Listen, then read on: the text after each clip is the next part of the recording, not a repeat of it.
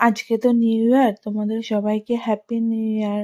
তো আজকে নিউ ইয়ারে যদি একটা কেকের রেসিপি না দিই তাহলে ভালো লাগে না। আজকে আমি নিয়ে এসেছি ওজি ঘি কেক।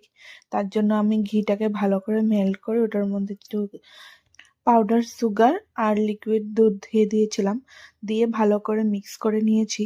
তারপর ওটার মধ্যে দিয়েছি 1 কাপ ময়দা আর half teaspoon baking powder and 1/4 teaspoon baking soda আর মিল্ক পাউডার ভালো করে দিয়ে মিক্স করে নিয়েছি ভালো করে। আর দুধটা না আমার 1 কাপ লেগেছে, তা আমি বারে বারে একটু একটু করে দুধগুলো দিয়ে ভালো করে মিক্স করে নিয়েছি। দুধটা তুমি তোমাদের আন্দাজ মতন দিয়ে নেবে। আমার 1 কাপের দরকার পড়েছে, তোমাদের যদি আরেকটু দরকার হয় তোমরা দিয়ে দেবে। তারপরে ওটার মধ্যে আমি 2-3 ফোঁটা ইয়েলো ফুড কালার দিয়েছিলাম আর ভ্যানিলা এসেন্স দিয়েছি, দিয়ে ভালো করে মিক্স করে নিয়েছি।